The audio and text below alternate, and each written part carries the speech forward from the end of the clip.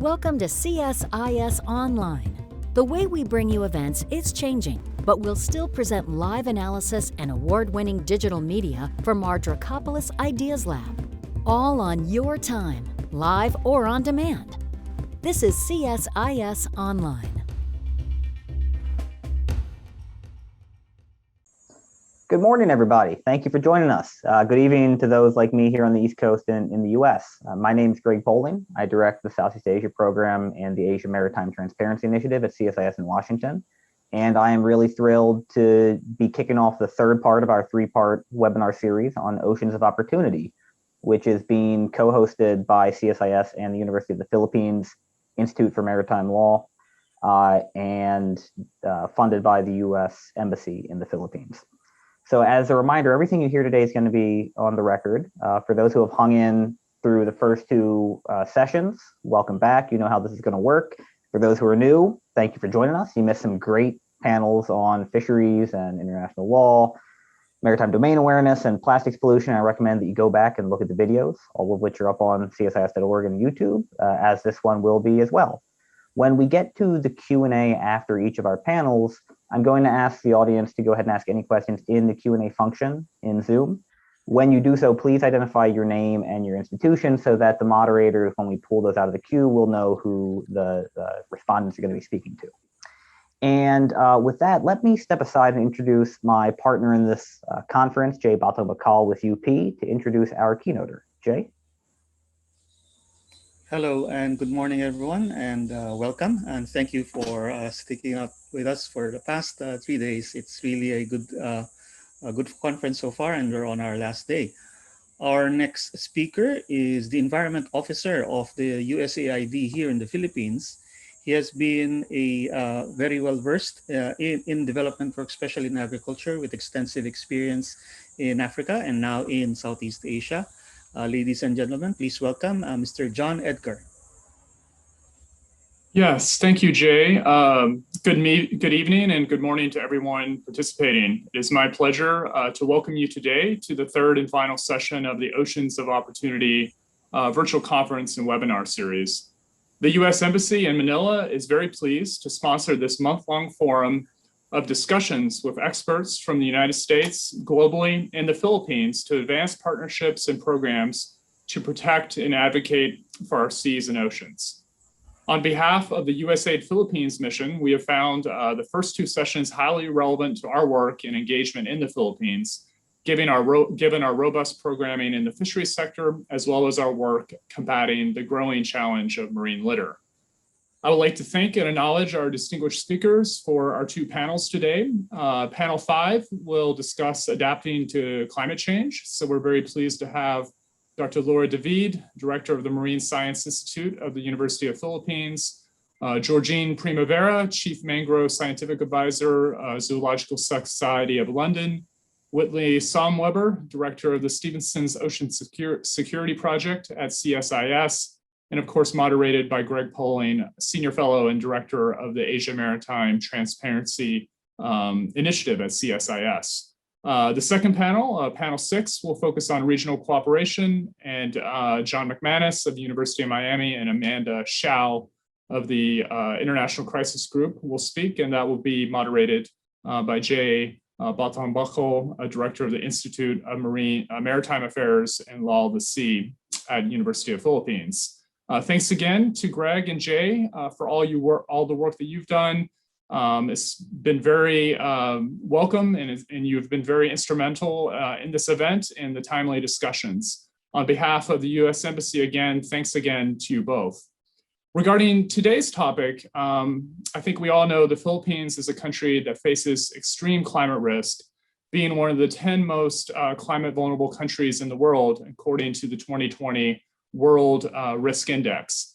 It is estimated that 74% of the Philippines' 109 million people are at risk of climate change impacts. Climate change also affects the Philippines' rich and globally significant biodiversity resources, exacerbating impacts of non-climate stresses such as urbanization and environmental degradation.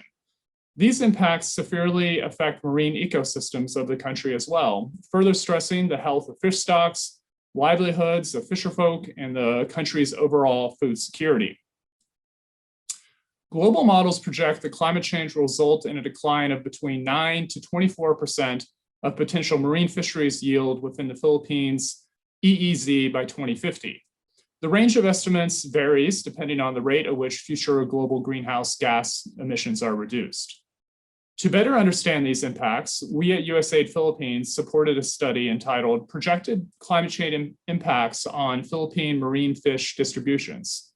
This undertaking evaluated how fish habitat could be affected by ongoing and intensifying climate change, including the potential for local extinctions or reduction in abundance.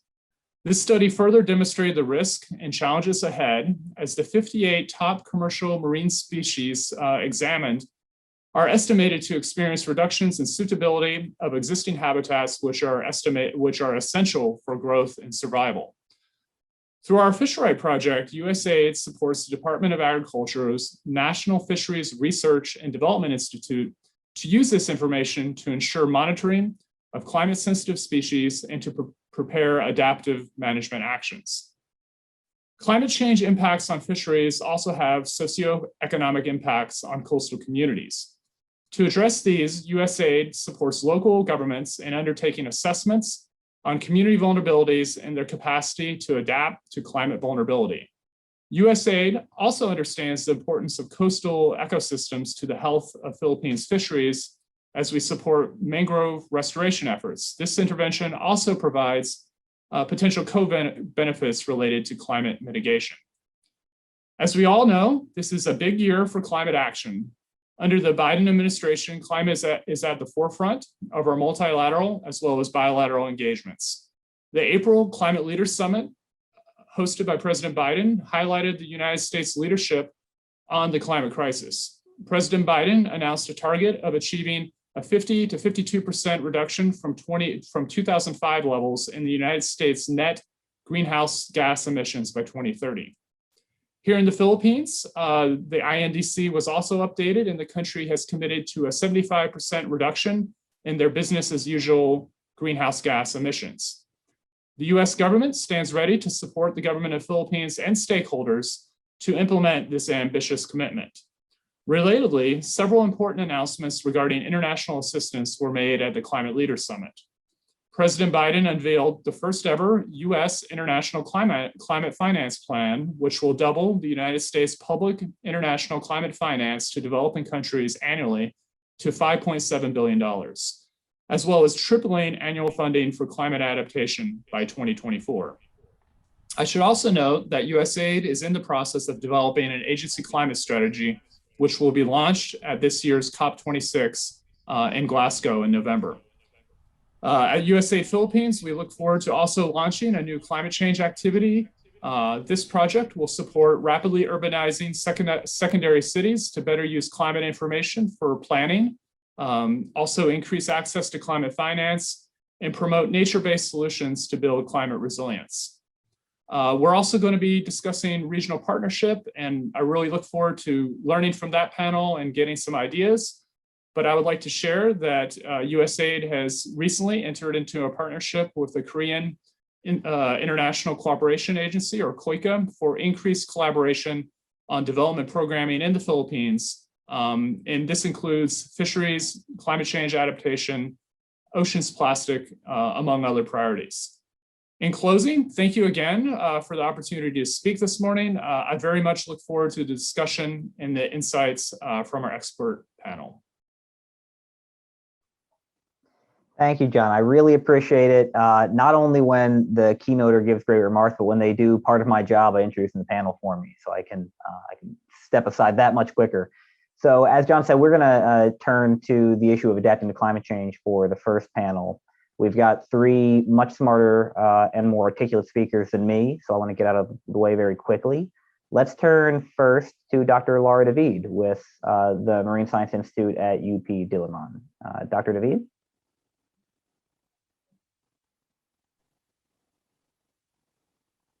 Good morning, everyone. Let me take this opportunity to thank CSIS for this invitation to be able to share some of what we've been doing. So one of the main problems of countries such as the Philippines and other countries within the region is that we do not have models for future scenarios at resolutions that are small enough to actually have in the same scale as our governance scale. And that makes it hard for local governments, for example, for the small townships to adapt, to make their adaptation plans. So instead, we can look at past um, patterns of changes in certain aspects. No? So for the ocean, we look at sea level rise, extreme heating events, increases in temperature, change in water budget, and extreme rainfall events. And if we do this for different parts of the country, we can then see which specific impact that certain regions will have to deal with. On the map, you will see these impacts as shown and overlaid on top of our coastal habitats. So overlaid on top of corals, mangroves, and seagrass covers. So if you have these, then we can help the local government to be able to predict possibilities of impact. So one is in their food availability and livelihood. There are a total of for 1.6 million people that are directly working in the fishery sector. And we know that on the average, we have about 4.9 metric tons of uh, fish that we gather from our waters. And we also know the amount of population that is mostly concentrated around the coastal area. And we can calculate the possible demand for food fish in these areas. Another data set that we do have is the number of fisher folk per province. And we can also calculate the density of the fisher folk per municipal water area. So if we analyze all of these data, we can then see that specific areas are more vulnerable or at higher risk actually, such as the autonomous region of Muslim Mindanao in the south. And a lot of the townships that are in the southern part and eastern part of the Philippines. And if we narrow it down to what specific habitats will be impacted, we know the sea level rise, for example, will definitely impact our mangroves. Then you can also see what type of possible interventions you can put in place. So for areas that are uh, highly dense in fishers with mangroves, a lot of mangroves related fishery, for example, and you know that sea level rise is going to hit that area, then supplemental livelihood, appropriate alternative livelihood are already much needed intervention. So we can go through this for the entire Philippines, and at the same time take a look at the vulnerability of their communities because they also live right next to the coastline. And if you take a look at the map, we see that the most number of people affected by the rising sea levels, you have the Philippines is um, about 100 million people, and 60% of us live near the coast. So we're talking about 64 million people that can be affected by sea level rise. So if you again use all of the data, availability of population density, and even you can even go down to a very small level like a barangay or municipality level, then already you can identify areas that at the same time as they are vulnerable to food security and livelihood, they're also vulnerable to sea level rise. So again, the autonomous region of Muslim Mindanao comes up the highest. A lot of the other regions in the southern area of the Philippines comes up quite high. There are certain areas, even within the Manila Bay area, like Bulacan, for example, that are also highlighted. So all of these are we can do at the level where the local townships can then make use of that data to prepare themselves and adapt to what is projected to to happen. But in order to convince the people to actually do something about this, you need to target two specific stakeholders. One are the decision makers, and for a lot of reasons, that including sustainability, you have to put that in terms of possible money or resources that can be used. And then the other one is you have to target the next generation so that they will be more willing to do all the hard things in order to adapt to what's going to happen.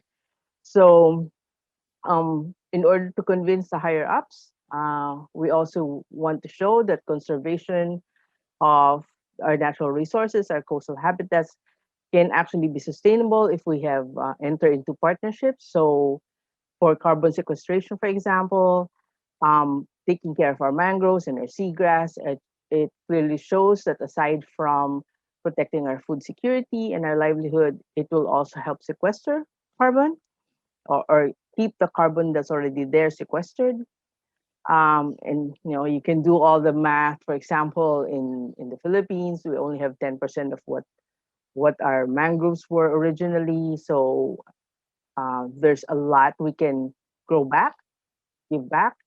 So if we compute the amount that we can plant, 2.7 million hectares, calculate the carbon that's stored in that, calculate the amount of carbon dioxide that is equivalent to plant when you plant all of those mangroves back, you end up with a huge number. No, in this case, you have 3 million metric tons. So that's almost equivalent to the annual CO2 emissions of the European Union.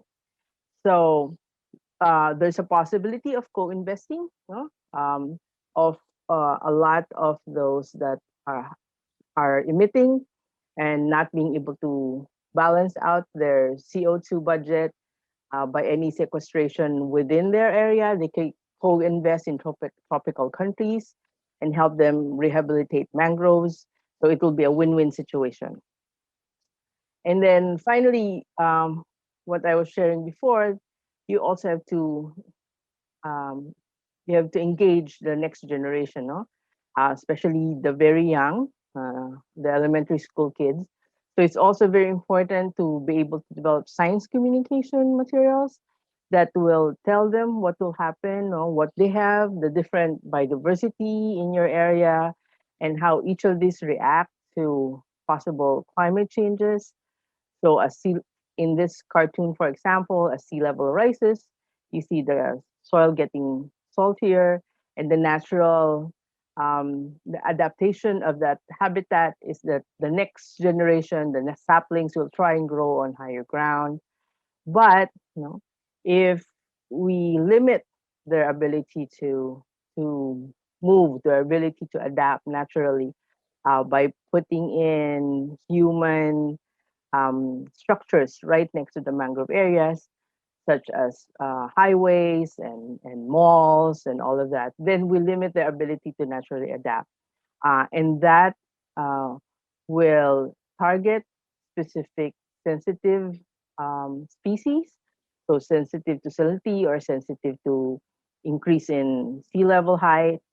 So what you'll end up with eventually is nature won't be able to adapt, and eventually they may die. No? So short graphics like this, educational materials will actually help. So it will really be good if um, science communicators, illustrators will partner with scientists to get the message across.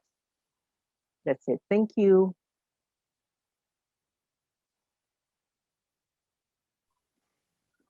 Thank you, Laura. I am thrown now. I'm heartbroken from that video.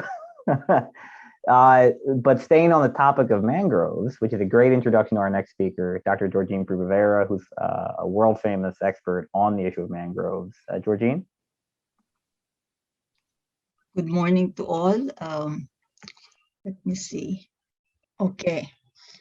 Of the many, good morning to all, of the many goods and services of mangroves, two in particular are important to climate resiliency. That's coastal protection and carbon capture.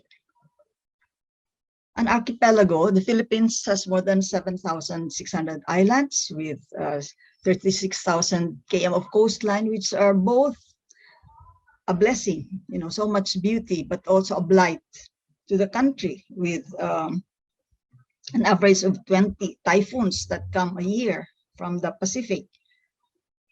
And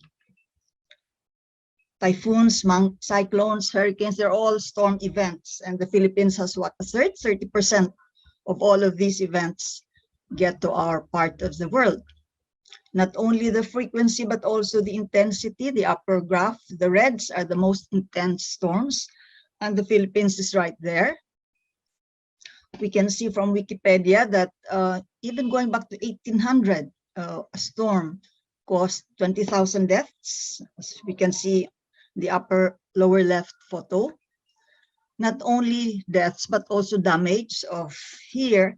It says 2 billion from Haiyan, but actually more recent statistics give up to $15 billion from Haiyan and up to 15,000, sorry, 15,000 deaths. So, a 2012 review paper by MacIvor said that the damage, I'm sorry, from waves and other storm events can be reduced, absorbed, attenuated by both physical factors like topography and also biological factors like vegetation, the trees, the height, the spacing, and so on, so that to reduce 60% of the energy from just regular waves, you need a 100-meter wide green belt of vegetation. And if you want to remove 99% of the energy, then you need half a kilometer of green belt. So this can be seen by the tsunami of 2004, where a wave about 6 to 7 meters above sea level passed through vegetation of almost 100 meters and ended up just over 1 meter height. This has been shown time and again. So that if we look at coastal protection, that's one of the services of mangroves in this 2008 paper by Barbier.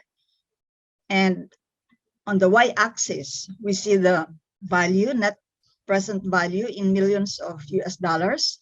And on the x-axis, the area of mangroves remaining, we find that maximum net present value of $16 million is when 8 square kilometers of 10 is retained. That's 80% of the mangrove is retained, and only 20% is converted to aquaculture.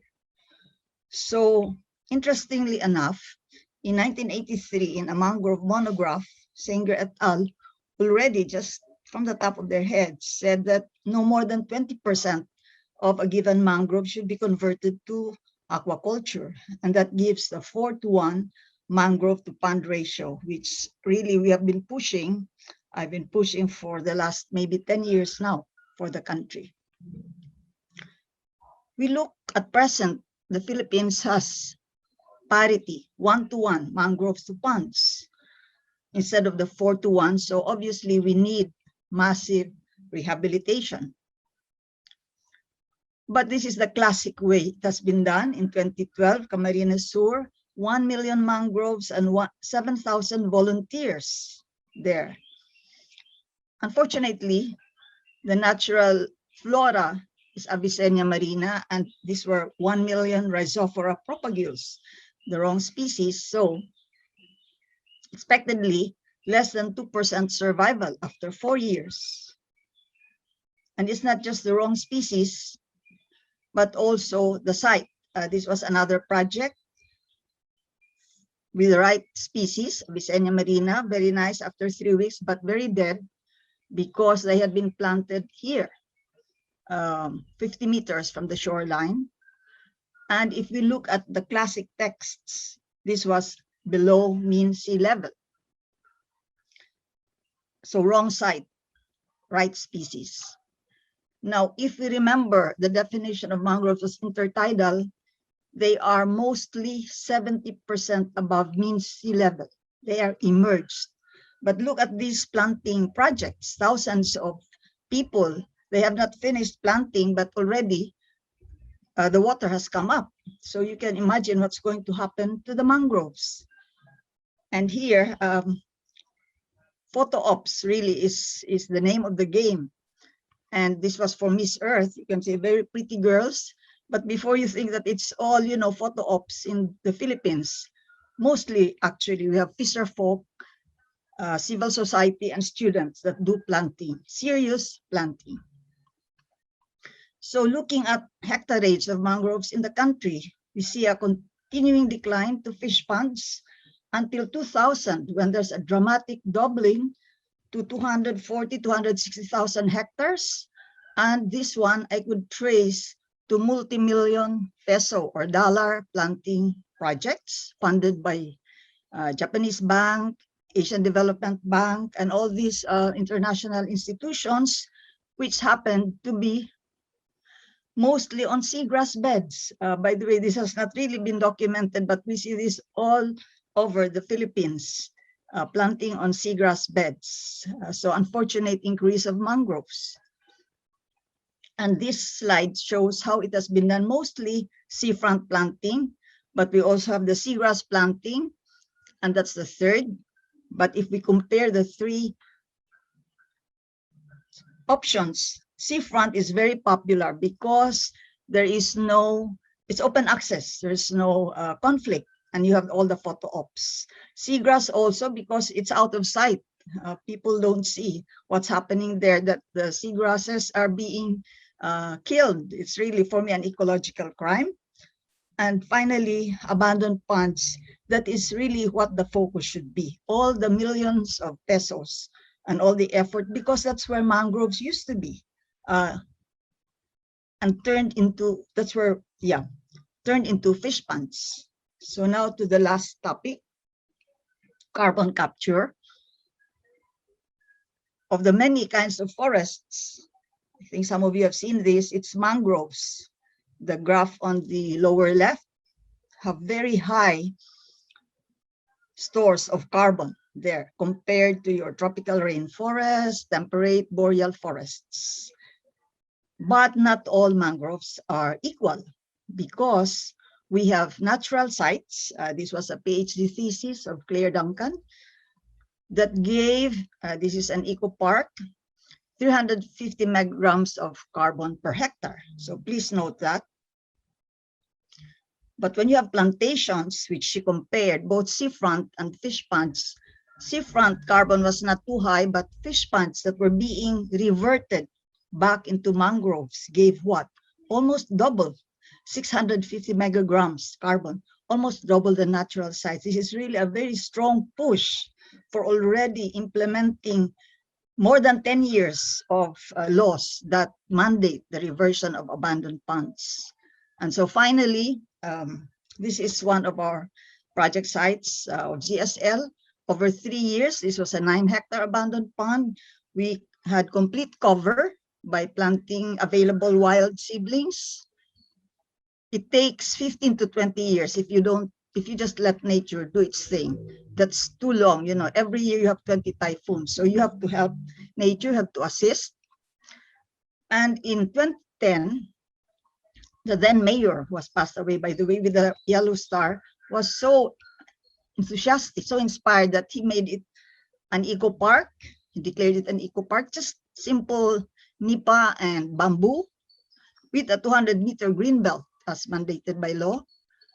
And this year, after 11 years, his son, I think, or his grandson, who is now the mayor with a yellow star, inaugurated now an upscaled info center with concrete and so on to replace the nipa hut. So these things, are very positive examples of what local governments can do. Thank you. Thank you, Georgine. And finally, let me turn to my colleague, Whit Salmweber, with the Stevenson Ocean Security Project here at CSIS. Whit? Hi, everyone. Great to be here with you, and thank you to Drs. David and Primavera for excellent comments talking about some of the on-the-ground needed adaptation steps to take in the face of climate impacts, especially in the Philippines and other tropical areas. I'm going to go ahead and share my screen now and show a few slides.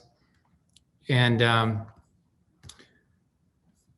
going to zoom back out where we've been sort of focusing the previous two on more local scale impacts and how to respond to them. I'm going to zoom back out just for a moment and review maybe some ideas and concepts that probably most of the folks here are listening are familiar with in aggregate, but then want to use those to make a point about resilience and how we think about institutions and how we deal with building resilience. So of course, everybody knows the Keeling curve. This is the classic curve showing increase in carbon dioxide over time, and how we is the basis for our definition of representative concentration pathways that we use to model and predict future pathways for climate change. And those are of course based on the average concentration of greenhouse gases in the atmosphere. So we predict IPC, the Intergovernmental Panel on Climate Change, uses 3 concentration pathways, 2.5, 4.5, 8.5, to think about optimistic, moderate, and severe scenarios for climate change. So one of the ways in which the changing climate most affects the ocean is, of course, through the absorption of excess heat absorbed in the atmosphere as a result of increasing greenhouse gases. We don't often think about this as a major impact necessarily, because so much of it, of what we feel is of course here on land, but the ocean has actually absorbed about 93% of the total excess heat generated by the increasing concentration of greenhouse gases. It's a tremendous buildup of heat reservoir within the ocean that is still increasing rapidly and will continue to do so for many decades into the future, no matter which pathway we choose to take in the coming years. So John Edgar at the start of this session talked about some of the ways that this increased heat capacity is directly impacting marine tropical ecosystems in Southeast Asia, around the Philippines. And one of the ways that's going to have the most direct impact on people is through reduction in the production capacity of the ocean. So what we've got here, this is our figures from the most recent IPCC report, special report on the oceans and cryosphere that came out 2 years ago. And on the top figure there, we can see observed changes in ecosystem productivity since the 1930s. And so we've already seen a decline of about 1% in key areas in the tropics around the Philippines, Southeast Asia. But we're predicted to see, and again, this is over moderate scenarios here, we're not looking at the worst case scenario, decreases of up to 25% by 2050. Now, if we go up to the worst case scenario, that decrease in productivity goes up to about 50% in total productivity in key areas of the globe. What you can see on the bottom is that this isn't just a change in total productivity, but this is also making itself felt. These changes are making itself felt in the kinds of species and the number of species that are found in given areas. Basically, the idea there is, of course, as the ocean warms, species are going to move. They're going to migrate. They're going to find waters that they're more familiar with in terms of temperature and climate. Another way of looking at this is to think about how many stocks are going to move and become transboundary stocks, or stocks that migrate across exclusive economic zones. And this is work that was done by Pinsky et al. A couple of years ago. And what they've shown quite clearly is that as temperature increases, the number of transboundary stocks, number of countries with new species is going to increase rapidly in the coming years. So one nation's national wealth is another's tomorrow. So I'm just going to turn briefly here away from the idea of climate to the idea of resilience and how we think about resilience and how we go about managing our ecosystems traditionally. And that's this idea, as stated here by Desjardins, that resilience is the capacity of a system to absorb change, maintain a certain degree of integrity. And so change can come from a lot of sources. It could come from climate, habitat degradation, fishing, other kinds of impacts. But we always try and manage towards some steady state. We want to retain the identity of a given ecosystem. So we manage our fisheries so that we can continue to maintain an optimum yield. We manage habitats, we preserve habitats so that we can still preserve the benefits from those ecosystems. In the unfortunate event, if we don't manage those impacts well enough, we may hit a tipping point and be knocked into a new steady state, a new equilibrium that we then manage from. But we work on this principle, this idea that we're always managing towards some steady state. We're trying to maintain the identity of these ecosystems. But if species are on the move, is this model even really valid anymore? Well, we've certainly built up our national and international management regimes around this idea of steady state and management. This is just, of course, the map of national regional fishery management organizations, all built around managing various stocks globally. These are multilateral organizations supported and undergirded by various treaties and the UN FAO, all sorts of agreements. And they're built around this idea of managing individual stocks towards some idea of equilibrium. But what if that equilibrium is really something of the past? What if there is no new steady state? And the point I want to make here today is that that's the world that we're moving into. To quote a friend of mine, stationarity is dead. The idea that we are managing or able to manage an equilibrium is not something that we, or something that we need to move on from. We need to think about how we build institutions that can build and manage towards flexibility, towards a more dynamic world, and recognize that the world that we're managing for tomorrow is going to be different the day after that and the day after that. The kind of change that we've built up through the accumulated heat in the ocean, through the continuing expansion of seawater, the melting of glaciers on shore, is change that is going to continue for many, many, many decades into the future. And so these changes are things that we don't just adapt for now, but we have to think about how we are adapting well into the future and start to build institutions that can deal with that change and that dynamism. So I'll close there.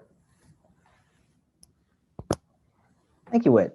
So we are now going to move into the Q&A session. We have about 27 minutes, I think, by my clock for this panel. So if you have questions for the panel, please type it into the Q&A section, identify yourself and your institution. And if you want it to go to one specific panelist, go ahead and let me know. Otherwise, I'll throw it out to the group. While I let the Q&A fill up, let me go ahead and use the prerogative, the autocracy of the moderator to ask a question, if you don't mind, to the whole panel. We labeled this panel Adapting to Climate Change, but I think it speaks to this problem we have, the paradigm shift we're trying to get to globally between combating climate change, mitigating the worst effects of climate change, and adapting to those effects we can't avoid. I wonder how you as science communicators are starting to think through this problem of telling people some things can be fought, some things can be mitigated, some things just have to be accepted. Laura, maybe I could start with you. Hi, Greg. Yes. When I speak to, for example, high school teachers or the younger kids, I compare this to a family. So if your family has a potential or has a history for heart problems, for example. So I said, then that's a possibility, a huge possibility that you will also be experiencing the same as you grow older. And then you have options. You can just ignore that, just don't think it's going to happen and then face the consequences of that. Or you can change your lifestyle, do healthy stuff, eat healthy food, and in that way possibly reduce the probability that you will also experience heart problems when you get older. So I now equate climate change with not an inevitable, but something that is highly likely to impact you. And so now we have to stop saying to stop that, because you can't stop your history, for example, your DNA. but you can do something about it so that your possibility of surviving it will be much better. So I've shifted from fighting that having a heart attack, which, but instead accepting that that's going to happen, a possibility of that, and therefore changing your lifestyle now. Thank you, Laura. Georgine?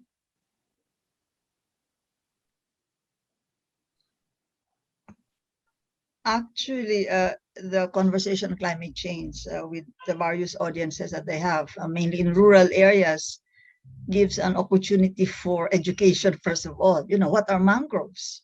For many of them, they don't even know what mangroves are.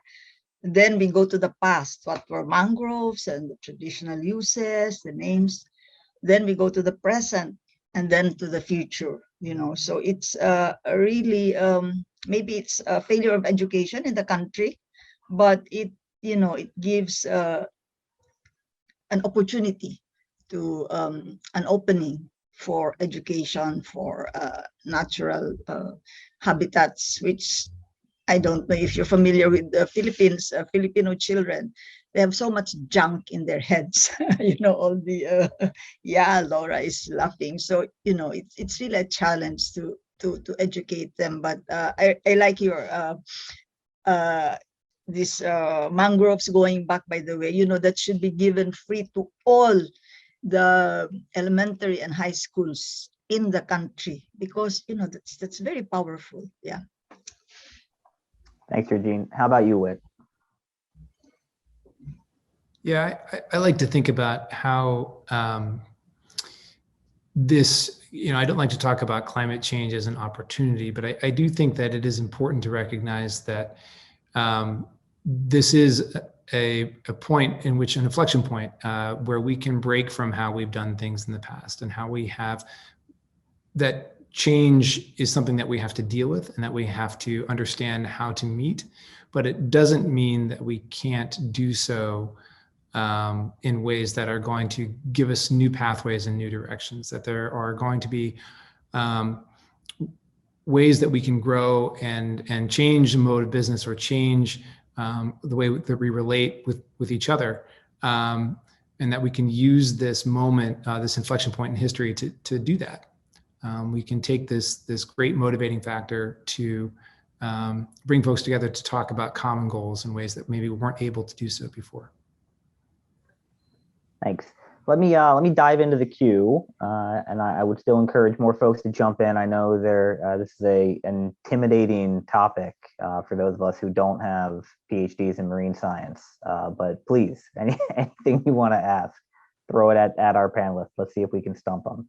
So first, we have one for Georgine Primavera from Redempto Anda, who asked, other than the conversion of mangrove forests to fish ponds, are there other significant threats to mangroves? And to what extent are they of concern? He mentions a few here: tan barking, cutting for timber, charcoal making, etc. Okay, the first is conversion, and fortunately, Philippine government has stopped conversion of mangroves back to fish ponds. That's stopped. But the problem is the mandate to revert the abandoned ponds back to mangroves. That's not being enforced, so that's a problem. The tan barking and the charcoal, those are minor. So conversion is one, but the transformation that has really not been documented, the paying, robbing the seagrasses to pay Paul, the mangroves, that is really a crime. There's not enough documentation of that, but I think it runs into the thousands of hectares. So that to me is, and it's getting into social media, pictures of seagrass beds going to mangroves. So to me, that's a major threat that maybe should be addressed really at the national level, especially by the environment agencies. Yeah. Thanks, Georgine. The next, I think, makes sense for both Laura and Whit. So maybe I'll just go with each of you in order. So Neil Silva asked, given all the phenomena you've just described related to climate change, and I think particularly Whit's related to species migration, would it now be advisable to shift marine conservation efforts to species that are better able to grow in warming oceans and to foster populations, growth in organisms that contribute to CO2 reduction. Laura? That's a two-part question, and answer the second one. There's also a possibility of a negative consequence to encouraging the production, for example, of more plankton by, say, iron fertilization and such. If Because your goal is to just sequester carbon, there can be so much consequences that we do not know what that can happen. For example, encouraging the growth of harmful algal blooms if you do that. So that needs to really be studied, and it's probably a per site basis, where maybe in some areas it will work, but I think in a lot of areas it will actually cause devastating ecological consequences. So I think that I have to warn people against having a single goal and manipulating nature just because of that one single goal. Yes, I'd absolutely echo that. Geoengineering is not something that we should get into lightly at all. It's the land of unintended consequences, and human history is rife with very, very bad examples of when we've tried to do that. I would say that the idea of carbon sequestration and conservation do go hand in hand very well. And Dr. Primavera brought that up as well in her talk about mangroves and opportunities there. And I think that the opportunity to talk about conservation and restoration as modes for both mitigation and adaptation is really great. And so when you talk about protecting areas, finding areas that are going to maximize both kinds of benefits should be a key goal. So maximizing both the adaptive potential and the mitigation potential for conserving areas, whether it be marine, coastal, or terrestrial, is probably something that we all need to be thinking about at all levels of governance. And I include both the UN as well as federal, state, and local governments around the world. I would say that going to offshore again to fisheries, the point I was trying to make is that we need to be preparing our management institutions to be able to deal with changes in what they're managing. So the WCPFC, a very large regional fishery management organization, manages tuna primarily, and other highly migratory species in the Western Pacific Ocean. A lot of those tuna are going to be moving in some cases out of the WCPFC, and other species are going to be moving in. And so how do they set goals, and how do they work with the governments that are part of that organization to adjust for those? What do you do in areas where you don't have effective regional governance for transboundary stocks? We need to start planning for that, start building that regional capacity. That's something that USAID, I know, is interested in doing right now around the globe. I know that the UN is thinking about that, but that's something that we need to be accelerating. Those kinds of institution building needs to go along with the conservation and mitigation programs that we're also talking about here. Greg, may I add? Oh, please, Georgine, yes. Yes, not only the animals move, the plants do move also, maybe much slower, but the mangroves have been documented to move up latitudinally. So maybe on a longer scale, that should be factored in also. Thank you. I'd like to follow up on this topic before we move on to the next question with maybe one question for Whit and one for Laura, if you don't mind. So Whit, is the question of expected species migration just an overall negative for those countries like the Philippines and the tropics as species head to cooler climes? Or are other species going to do just fine in a warm and more acidic tropical ocean, and maybe that balances things out?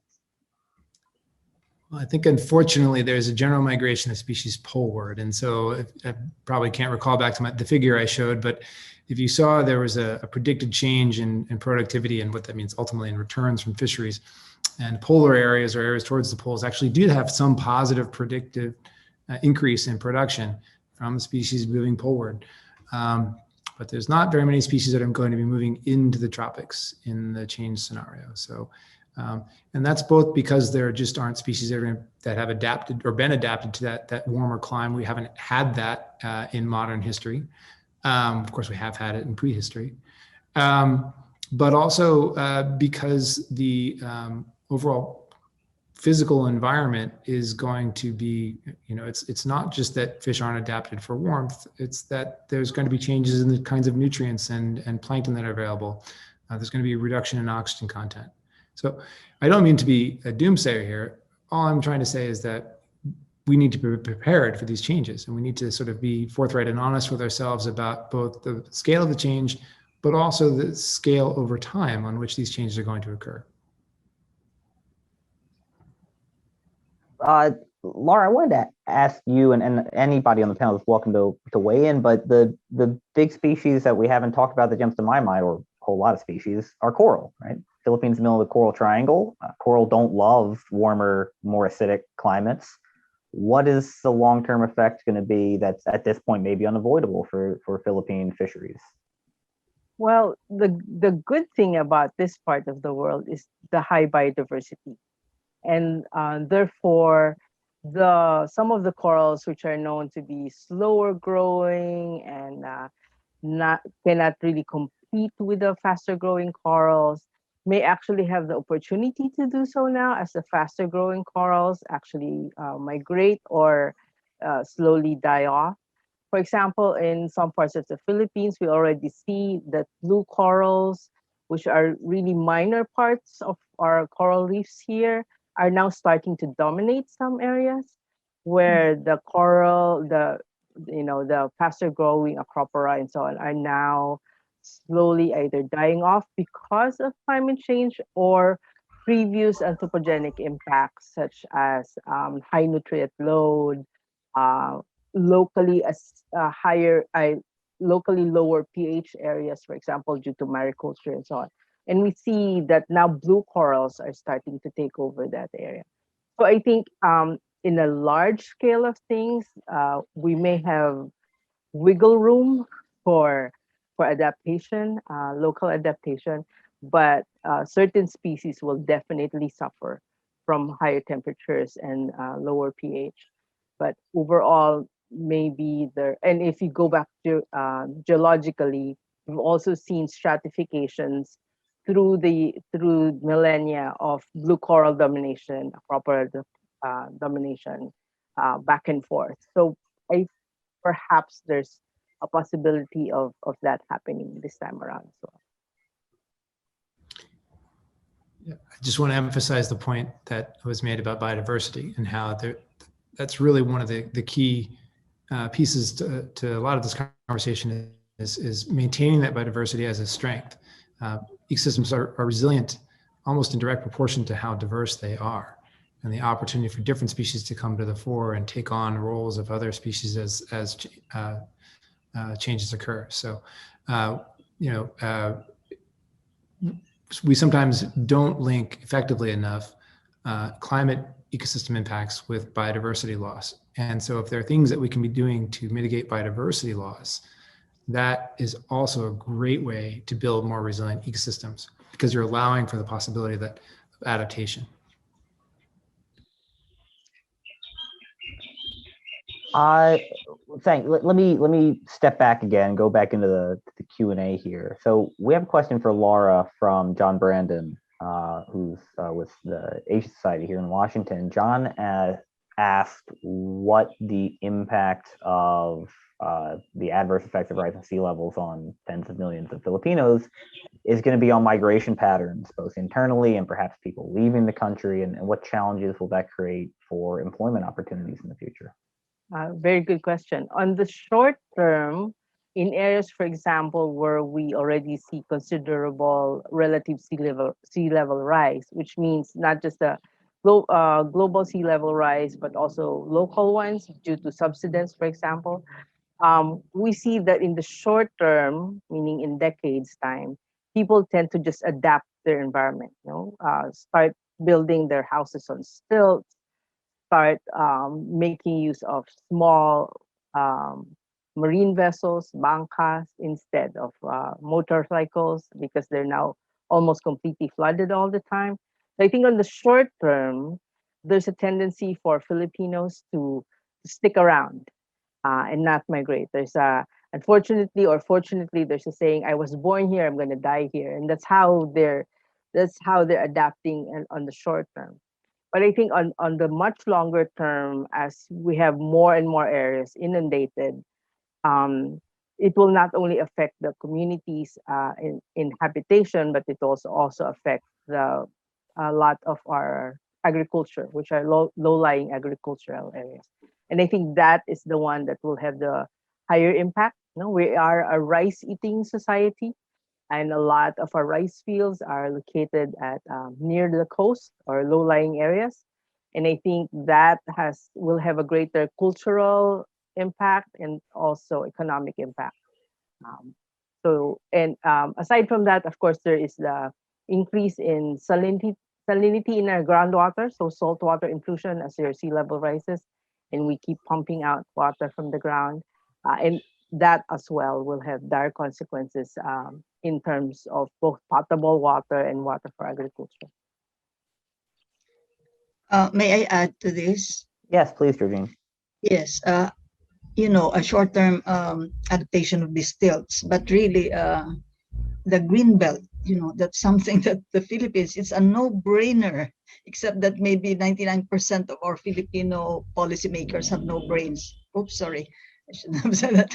But really, with all those typhoons, we should have at least 100 meters of green belt. And the political will that is needed is you need all those fisher folk and other people, the gated communities, expensive subdivisions near the sea, they have to be moved. That needs political will, because you cannot change climate change. It's coming.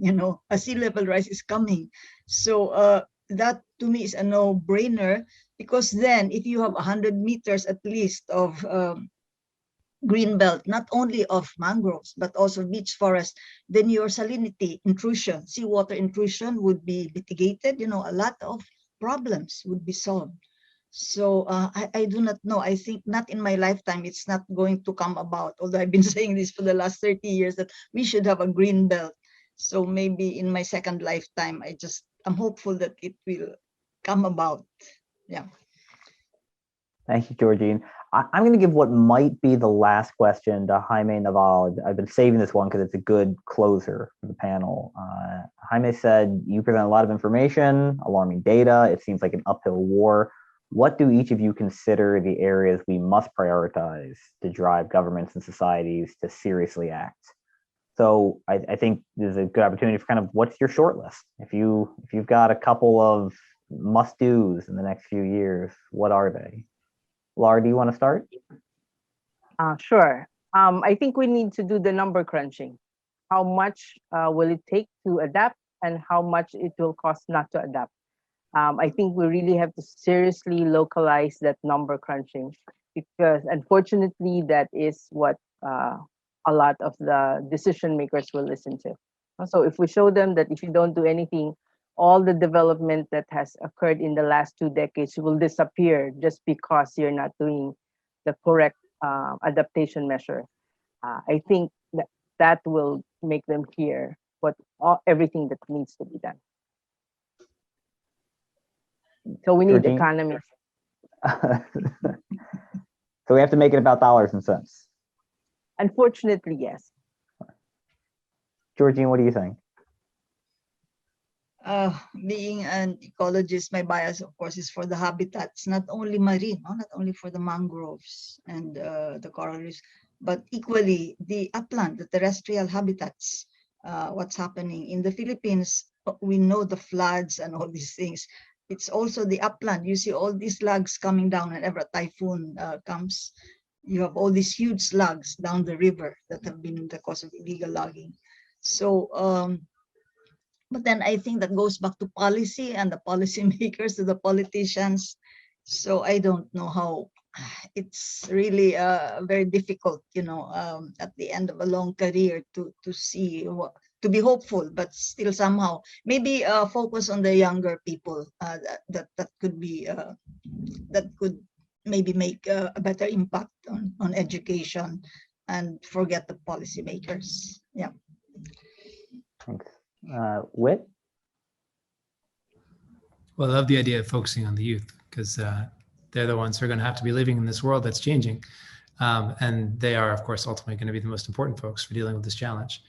But I really also like this idea of accounting and accountability, and talking about the cost of impact as part of the cost of or the mitigated cost of not doing anything. We don't talk about that enough as part of the cost benefit equation, or rather we just talk about the cost equation. We don't talk about the benefit side of the equation. So I think that that's really important. To put that into the marine context and the fisheries context, and where I've been spending most of my time recently, there's a famous saying in fisheries that trying to manage fisheries is like trying to count a forest if you were doing it in the dark with your eyes closed and the trees moved. So it's already really, really hard to manage fisheries. And it's made triply harder by the fact that there's all sorts of intentional miscounting.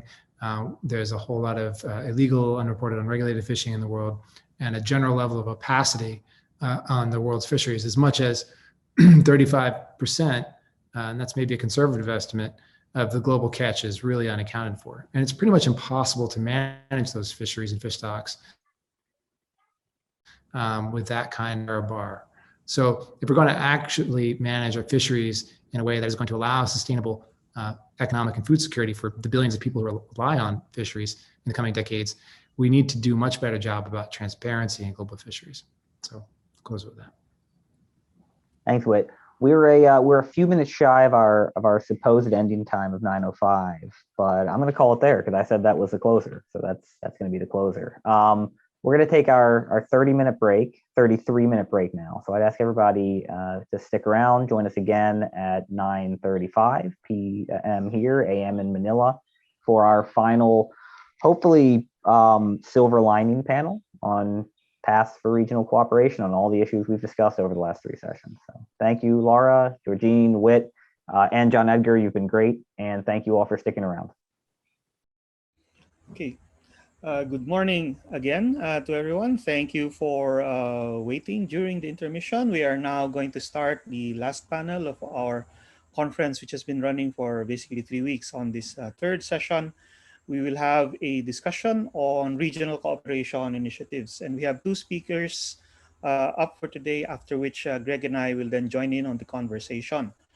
We have Amanda Xiao of the International Crisis Group. Amanda is the senior analyst for China in the Crisis Group, and she focuses on conflicts in which China plays an important role and developments in China's foreign policy. Prior to that, she was with the Center for Humanitarian Dialogue and also still overlooking or overseeing projects related to China and South China Sea and US-China relations. And so she brings with us a rich experience in the region's problems and issues that do require cooperation. And then afterwards, we will have John McManus, no stranger to the Philippines. He's married to a Filipina and has spent a good part of his life as well here in the Philippines. He is a professor of marine biology and fisheries at the Rosenstiel School of the University of Miami. And he has been a very, very active voice in coral reef research for the most part of his life. So we're very happy to see him again here to give us an overview of also cooperation activities now in the sciences. So without further ado, I turn it over first to Amanda. The screen is yours. Thank you so much, Jay, and thank you to the University of Philippines and to CSIS for the invitation to speak. In my presentation today, I will discuss the ways in which the risks of incidents in the South China Sea involving Coast Guards could be mitigated through regional dialogue and cooperation.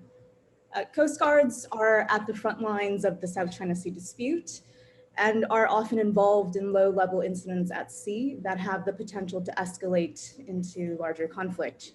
In recent years, many of the littoral governments of the South China Sea have significantly invested in the buildup of their Coast Guard forces. China, in particular, has outpaced its neighbors in this regard, and that's prompted other governments to also prioritize the so-called Coast Guardization of their maritime forces. So what we see today is really a region that increasingly relies on Coast Guard presence and Coast Guard patrols to assert and safeguard maritime claims. At the same time, and we've heard this from previous speakers and sessions in previous weeks, fishing communities from a number of countries are increasingly seeking catch further from their shores, driven by economic pressures, dwindling fish stocks, and government encouragement. So this creates an environment in which Coast Guard and fishing vessels from different countries and Coast Guards from different countries are encountering each other regularly in contested waters. Some of these encounters at sea are tense and sometimes even violent. Encounters between just Coast Guard vessels have on the whole become less prone to major incident, though there are still some examples of aggressive maneuvering in close proximity. I mean, in just late April of this year, we saw some close maneuvering around Scarborough Shoal between Chinese Coast Guard vessels and Philippine Coast Guard vessels. But some of the most unpredictable incidents tend to take place between fishing vessels and maritime law enforcement vessels from different countries in contested waters. These encounters have in recent years resulted in occasional ramming incidents, even uses of lethal force. The scenarios in which these encounters are taking place are diverse. They range from encounters between individual fishing vessels and individual law enforcement vessels to ones in which you see a fleet of fishing vessels accompanied by a law enforcement vessel. So these interactions have been the status quo in the South China Sea and will continue to be the status quo for some time, barring a major political breakthrough on the maritime disputes. In the meantime, countries involved do have an interest in ensuring that these interactions are more predictable, that those risks are managed, and incidents prevented. Let me propose 3 ways to do so. First, the region could consider developing a set of common operating principles that guide Coast Guard behavior at sea. These principles should draw from existing international law, from existing international agreements and standards that govern navigation and communications, and best practice. Initial focus could be on adopting existing procedures on communications and just standardizing communications between Coast Guard and fishing vessels. Clear communications are an important first step in any scenario for clarifying intent and reducing the potential for misunderstanding.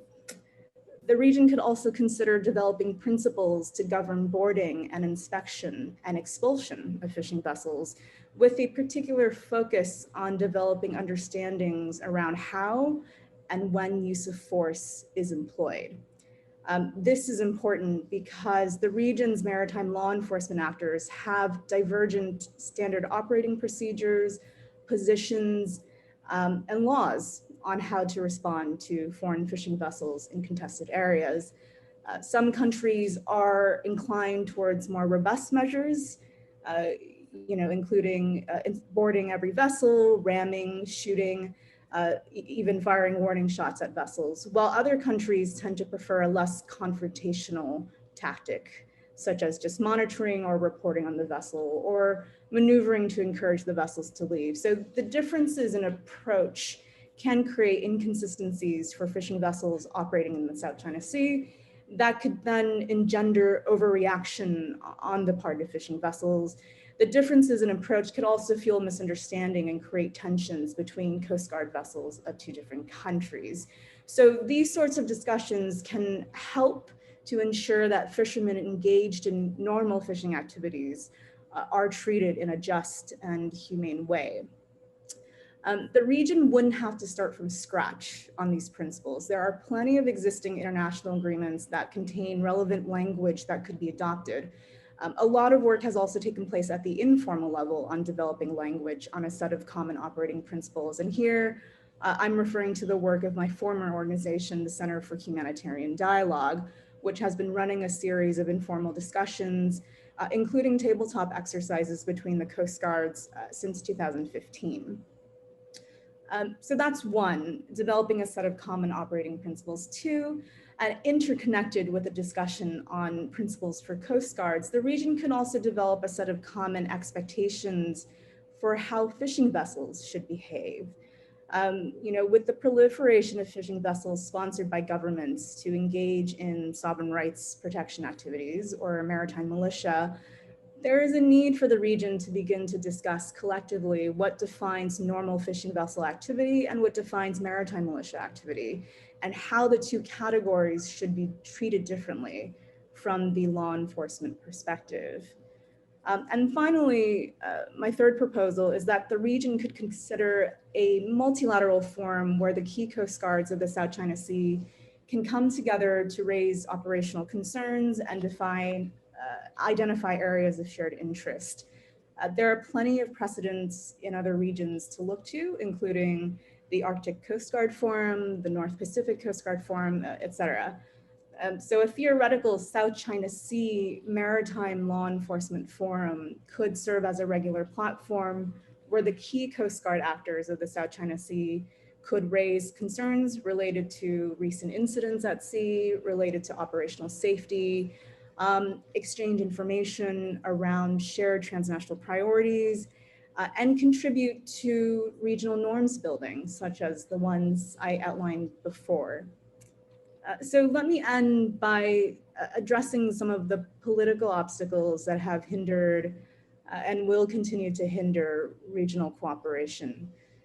The momentum for regional cooperation on the South China Sea has slowed. ASEAN and China haven't had substantive discussions on the COC, substantive discussions since the start of the pandemic. Both because there is a lot of skepticism in the region over what that process will produce, and because there was reluctance to engage over video platforms.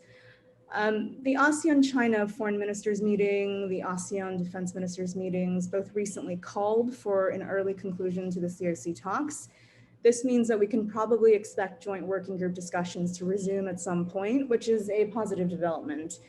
However, the strategic distrust in the region, the sensitivity of the dispute, varying levels of political will among the parties involved means that there is a floor to how deep those discussions will go and how fleshed out a final COC can be. And this is an issue that pervades all ASEAN-China discussions on the South China Sea. So on the Coast Guard front, I think the space for reaching understanding is larger in a minilateral configuration. This could be the claimant countries or the claimant countries that are active on maritime law enforcement. It could involve the sequencing of multiple tracks of discussions, for instance, one involving just the Southeast Asian claimants and one that brings in China. And I want to emphasize that the process is just as important, if not more important, than whatever outcome is produced. Like many other things, regional Coast Guard cooperation has been hindered by the global pandemic. Communications will and still do take place over video platforms, but that can't fully replicate in-person diplomacy and dialogue. At the same time, operations at sea have continued unabated, as we have seen recently.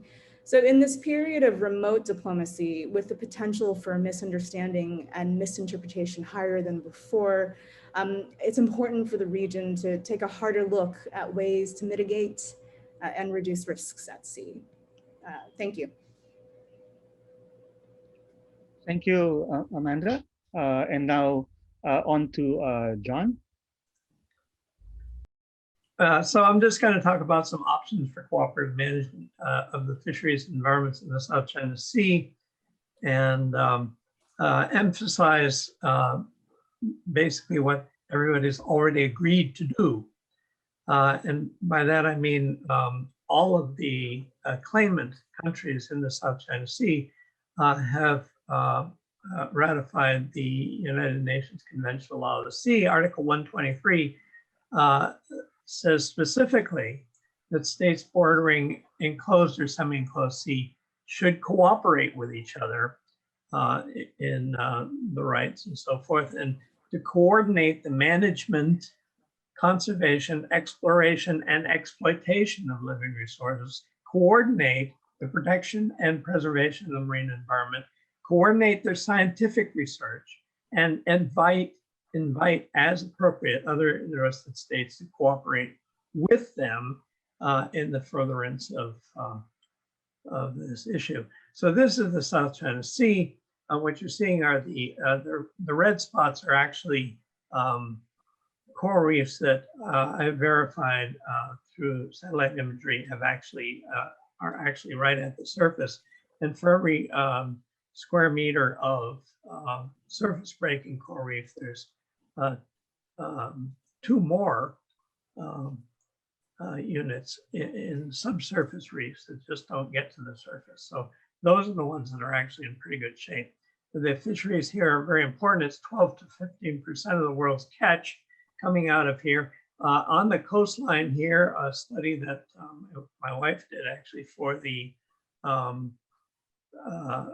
Transboundary Waters Assessment Program of UNEP showed that there's well over 30 million people living below the poverty line in those coastlines, and fisheries is critical to that whole system. Now, the problem of coordinating formally is sort of between the cracks. It's been hasn't been properly addressed. So what we have that covers this area are the Western Central Pacific Fisheries Commission. But you see, it's this huge area. And I talked to the former chair of this, and he says, yeah, there's nothing we can do. It just covers too many places. As of the 40s, I think about 1948, there has been the Asian Pacific Fisheries Commission. And this does meet, and it covers the claimant areas and several others. These were sort of patched on to it. But again, it's a bit too big, and it covers freshwater fisheries. So the outgoing chair was the Philippines, and the person who was doing that is actually a freshwater aquaculture guy.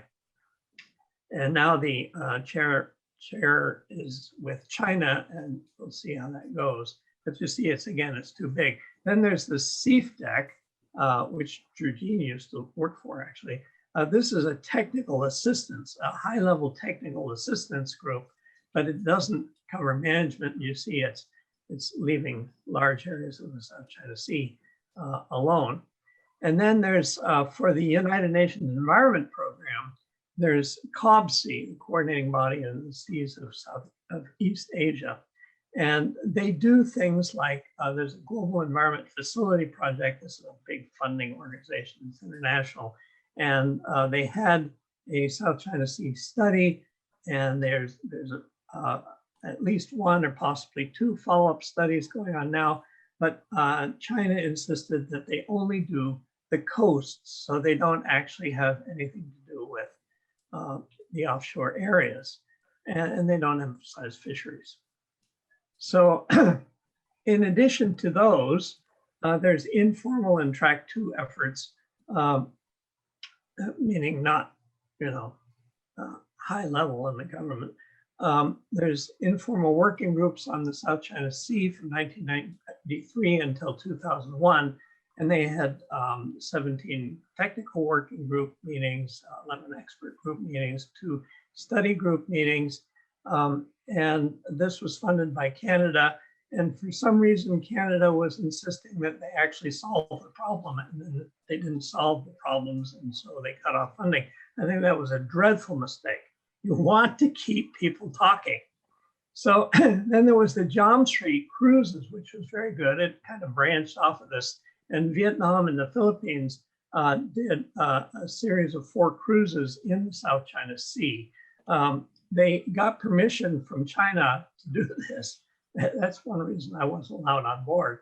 But my wife went, she's from the Philippines, and she says that they were in the middle of the cruise that she was on, and they were buzzed by a Chinese fighter plane. So everybody had to go into a sort of protective mode. So it was tense, but this was a good idea. And then the 4th cruise, they invited some others, including someone from Laos, which was significant. There's this Center for Humanitarian Dialogue meetings that Amanda was actually involved with. And I got to go to one in Beijing about almost 2 years ago now. And it was very good. We have to explain to sort of political science people that when ecologists and fisheries people get together, we usually get along really well. there's some diplomats, they say, oh, why should I go to these meetings? All we do is, stand hard on our positions. But no, all of the ecologists and fisheries people in all of the countries want to take care of the situation. They do talk well. And there were several of these meetings, and I haven't found out if there's going to be follow-up. I hope they keep going. The South China Sea Catch Reconstruction by the University of British Columbia was published in 2015. The process of that includes pulling together experts through the region and actually coming up with what is going on. There was a meeting in Taiwan in 2017 where all of the regional fisheries organizations were invited, but the Philippines didn't even send somebody, and so it was kind of disappointing. But also because the idea was, let's combine our catch data. The catch data doesn't tell you the story. As Whitley pointed out earlier, it can be off by 30, 40, 50%. So there's no real point to that. Instead, catch reconstruction, you look at all of the information about the catch landings, and you do this through markets or surveys, anything you can to actually fill in so you've got the illegal and unreported catch. And there's also a lot of other occasional meetings and coastal projects, but nothing that's consistent, nothing that's leading to any kind of commitment or government decision making. So the conclusion from this is that there is a need for a formal management group capable of speaking on behalf of the governments, composed only of the claimant governments. You don't want to have all these other governments in these meetings.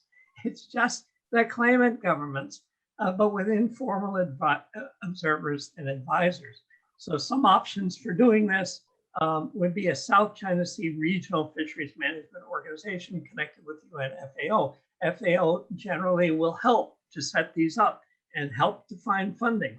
And the newer ones are supposed to be much more effective than the older ones by putting in some kind of commitment capabilities. Or you could take the Asia Pacific Fisheries Commission and make a subgroup of that. And they actually have a little bit of a conflict resolution thing built in, or something that ASEAN plus China could come along with and set aside. Anything you do has to include Taiwan, because Taiwan is a major fisheries group in all of this. And it's not that, there are international meetings which use the government of Taipei, for instance, and it is possible to set this up that way. But whatever happens, it has to include Taiwan. Otherwise, what's the point, really? So there are other possibilities, and these are just things to discuss. So I'll leave it there.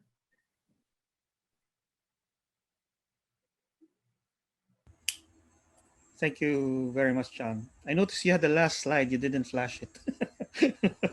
Okay. Oh, well. Yeah. I think it was your farewell slide or something, the ending slide. Anyway. Oh, yeah. Thank you, John. Perhaps, Greg, since we'll be taking off on these discussions, perhaps some comments from you first before we then move off into the Q&A. Yeah, thanks, Jay.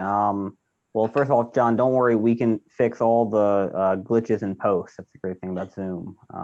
It'll live forever, nice and clean on YouTube. So what Jay and I thought we'd do at this point is try to synthesize some of the more positive, actionable things I think came out of the last 5 panels, really, as well as of course things that have been kicking around our brains in our own work the last few years. And I'm going to avoid climate change because we heard more than enough from much smarter people in the last panel. But on day one, the focus was more in my wheelhouse, which was fisheries management and especially maritime domain awareness. So I guess I'll start there. One of the things that dovetails very nicely with what John just ended on is it's very clear that the region needs multilateral fisheries management mechanisms that don't currently exist. And it doesn't need to be a one-size-fits-all for everything, but in the West Philippine Sea, South China Sea, as John said, there is no management mechanism that's effective, and it's not going to happen under ASEAN. Laos doesn't have a stake in the fisheries of the South China Sea or Myanmar for that matter, and so you need some kind of mechanism, be it formalized or informal, that runs in parallel to the current COC process. And Amanda may be more optimistic than me, or maybe not, I don't know, but I think we can all agree that the COC process is not moving fast enough for the critical nature of the fisheries stock collapses in the region. So whether you think there will eventually be a code of conduct for the South China Sea or not, logically, you have to think that there should be a parallel fisheries discussion that happens outside of that. Because if the COC takes another 10 years, there won't be any fish left to catch in the South China Sea in that time. And that doesn't have to undermine ASEAN centrality.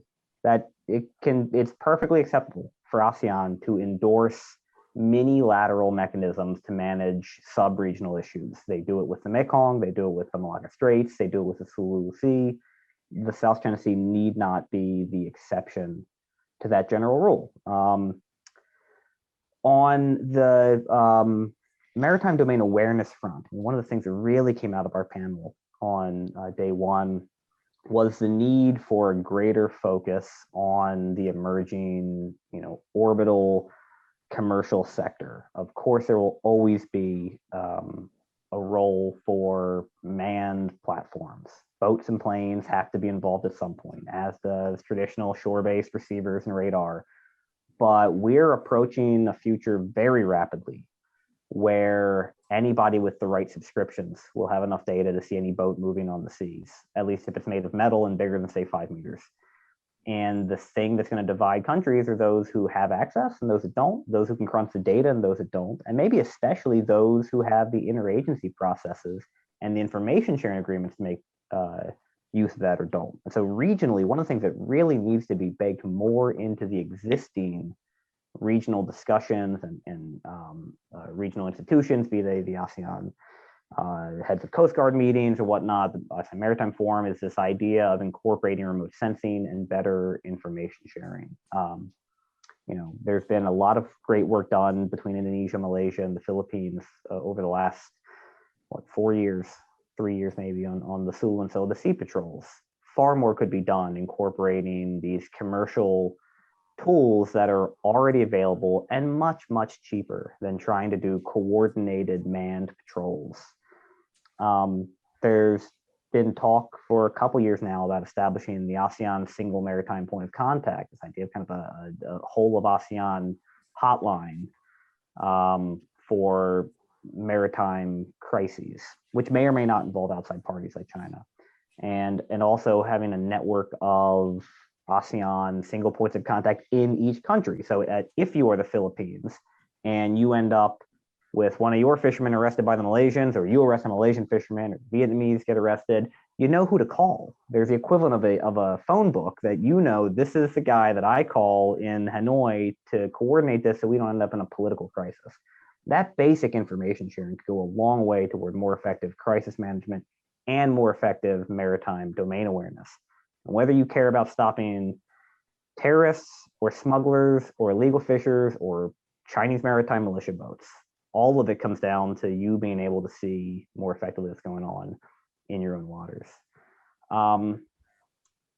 The last point I'll make on that is we have seen an interesting parallel development in both the Philippines and Vietnam over the last 4 months in the wake of the Whitsun Reef standoff, which, if we're going to call it standoff, in which we've had both the Philippines and Vietnam sending out increasing patrols to areas of the Spratlys to identify and then publicize identifying information about militia vessels, recognizing that at some point, no matter how much cool tech you have, somebody's eventually got to get close enough to take a picture to positively ID one of these boats. But that's been entirely uncoordinated as far as I can tell. Amanda talked a bit about the idea of having a regional mechanism to better identify and then decide what the rules of engagement are. How do we treat legally these militia actors? Part of that could simply be a multilateral or minilateral effort to identify them in the first place, which could involve outside parties like the US, the Australians, the Japanese, or it could be an intra-ASEAN process. But whatever it is, it would certainly both help with maritime domain awareness and would help pressure the neighbor to the north to explain its behavior or stop using paramilitaries altogether. And maybe I'll stop there. That's all I've got on day one. Okay. Thank you, Greg. Actually, looking back as well on the previous sessions, I find some very interesting points raised by the contrasts in each session. On day one, where we talked about protecting threatened fisheries first and then maritime domain awareness, I think there we brought up we brought up a very good example of how a problem such as the threat to fisheries really requires a common understanding that in turn requires us to have sources of information and data. And one thing that sort of stood out is that we're still grappling with even the basic question: how threatened are these fisheries? We know they're threatened, but exactly how much and what can we do? What kinds of intervention can we carry out? That is still subject to some uncertainty, shall we say, due to the absence of full, complete information, which is what the Maritime Domain Awareness session really also tried to sort of offer some solutions to. And I think this is a common issue. These threatened fisheries are actually a common issue for all of the nations in this region. And so that's something that probably needs to be really taken up as Greg said, as a separate conversation from these disputes, just getting a common picture, a common understanding of exactly what is the status of these resources in the region. Maybe that will help then encourage more and more cooperation, which is what we are trying to also talk about in this third session. In the second session, you had another contrast in the sense that you had a very, very clear crisis, a clear problem of plastic pollution that was so visible and visceral, and you think that this is something that everyone will immediately understand requires cooperative and common action. I mean, no question that everyone is threatened by this problem. But then the second session also brought up some reasons why it seems that even just addressing a common problem is such a huge obstacle. And that is with respect to attitudes and positions basically about the law, the law of the sea, and basically the norms by which we should operate in trying to address this clear common problem at sea, the law of the sea and how it's been used or how it has played a role in the dispute so far seems to be a kind of obstacle conceptually for people to just go ahead and deal with the issue. But at the same time, it also brought up another problem that because of the way in which we're very concerned about the broad disputes, we forget about the practical impacts of this to common people who are directly affected by what's happening at sea. And so this session actually is a very good way, I guess, to bring to the front the questions of how do we deal with this now, with adapting to climate change being one of the another one of those key issues in the seas with respect to our oceans that we need to grapple with. And it's not just about individual claims to areas, but really the survival of our own people, especially along the coastline, as we all face these changes. So this last session on regional cooperation, I find it is a good opportunity to then ask, no, given all that we've discussed, no, some key questions like what can no, what can the politics, the social side of it learn from the sciences? No, John brought up some examples of cooperation that have been undertaken with relative, with different levels of success. But the key, I think, there is the fact that the different countries were able to actually at least sit in one table, and come to some common understanding of what needs to be done or what the problem is, even if they weren't able to go beyond that. No, that was for the next step. No, so the question is, how do we what can we learn from this cooperation, these previous experiences in cooperation, and how do we use them to improve future proposals, future efforts? No, how do we and then how do we transform talk, which is what has been seems to be been most successful before? How do we then transform talk into actual action? And some proposals were raised also by Greg about some possible, and by the speakers about some possible initial efforts, no, where we just get people to talk and then hope that then that can then be more seriously taken up, no, and be transformed into action. And probably from all these experiences, we can also learn what are the the monkey wrenches in a way, the non-starters to cooperation, which have already been encountered before, no? And from that experience, learn how to sort of anticipate and prepare for them as we try out new efforts. So that's what I can take away from the discussion so far. So I hope that the audience also will have been able to pick up on this, and we would now want to, of course, broaden this discussion, and we're open to questions in the Q&A. You can submit it in the Q&A or on the chat. No? And there are already a couple of questions in the Q&A box, I noticed. Okay. Probably we'll take up the first question from Tukpam of the DAV. It's a question addressed to both Amanda and Greg. How do you formulate separate incident prevention codes between the different maritime forces operating in the South China Sea, such as he gives examples then of many different possible interactions. No? So I guess the key problem there is the practical aspect of it. How do we even get these people, these different offices and forces, to sit down and agree on these codes?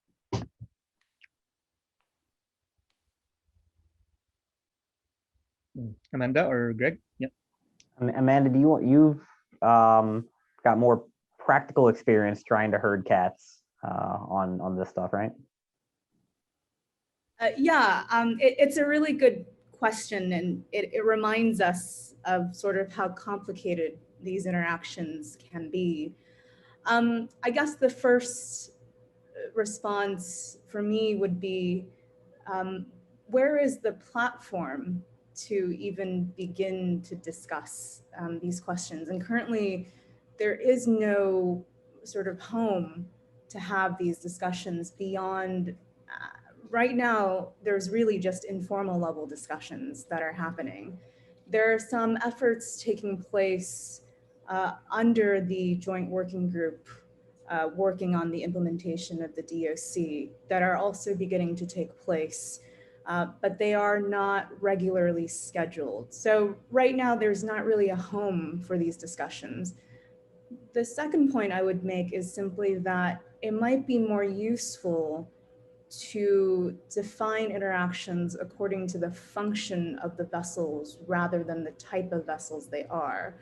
And what I mean by that is a number of countries do rely on their naval vessels to conduct law enforcement in addition to their Coast Guard vessels. And so there is a sort of dual nature sort of function happening here where it's not just Coast Guard vessels engaged in law enforcement activities. As well, you see that fishing vessels are not simply just fishing vessels or maritime militia vessels.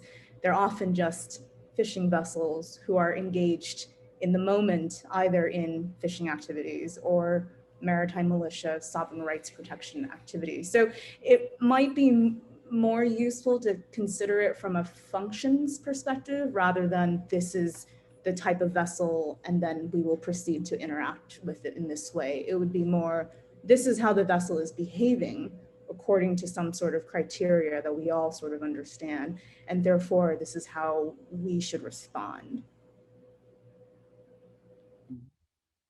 I think that's absolutely right.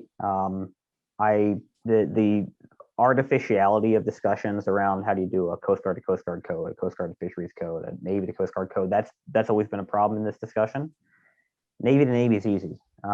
We have more than enough rules, regulations, and fora to discuss Navy to Navy. Now, the problem, of course, is that things like cues, the code for unplanned encounter at sea, only works if the encounter was unplanned. And most of the time in the South China Sea, it's not. So if you were intending to pick a fight, obviously you're not going to use cues. And one party in particular often does not use the bridge-to-bridge communication protocols already baked into cues. So if it's not working for Navy, of course it's not going to.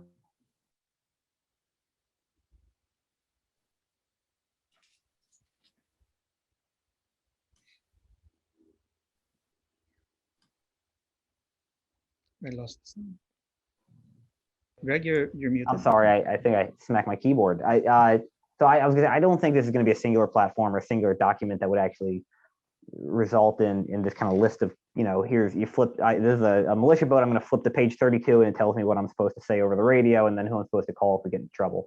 I think you're going to have this kind of web of interlocking norms that develop. So for instance, Malaysia and Vietnam signed a recent hotline agreement that is clearly meant to de-escalate incidents involving Malaysian arrest of Vietnamese fishers. You've got Indonesia and Vietnam trying to do the same. You could have this kind of iterative inter-ASEAN discussion that involves how one deals with arrest of fishermen, particularly in disputed waters. If the Indonesians arrest Vietnamese over the median line where Vietnam doesn't recognize Indonesia's claims, and so on. One big thing we have to admit, though, is that is likely to be bifurcated. There are likely to be ASEAN norms that develop and then ASEAN-China norms that develop. And China is very unlikely to agree to the norms that work within ASEAN, at least for the foreseeable future. Thank you, Greg. Interestingly, that question raises even an issue about the entire code of conduct idea, which is supposed to be this big code to discuss or to handle incidents of all kinds. No? And it raises the question whether it's actually wise to try to come up with a big code, trying to address all of them in just one document, or if it would be more appropriate to sort of break it up into smaller agreements that are built up over time so that your code is actually one that's created through experience and application rather than theoretically thought of by people and then imposed on the ground. So that has raised that question. Let's go to the second question for John, I believe. Well, there are two of them. Do we have data on how much of the world's food demand is supplied by the resources in the South China Sea? And would it be possible to have disputed portions of the South China Sea declared as a marine biodiversity area and treated as some sort of sanctuary which should not be exploited for marine and fuel resources? I think, John, this is right up your alley because you did come up with that proposal for a marine peace park. What do you think, given now the situation and developments, what would be the configuration, I guess, of this peace park, given the current developments, and how would that, what role would that play in the food, I guess, the food security of the region, as well as the world?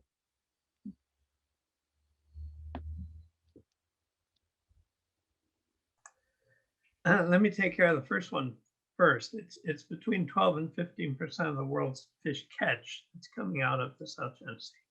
And that just depends on what year and what kind of data source there is. And at least 10% of the fish stocks are known to be, are believed to be in serious trouble.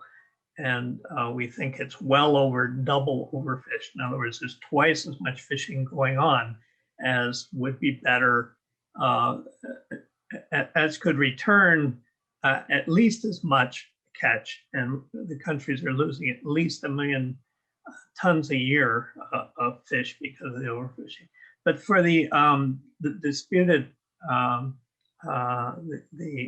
marine biodiversity areas, yeah, for since 1992, we've been talking about, say, a Spratly Island Peace Park. Right now, though, if you look at the map that Greg helps to keep track of, it was either 69 or 70 military outposts scattered across those places, and many of them are just on reefs that don't have any high tide features. And so it's difficult to look at the map and say, well, this would be a great park to come and visit. But I think that there's a possibility for Bajo de Masinloc. This is Jay's expertise, actually. But because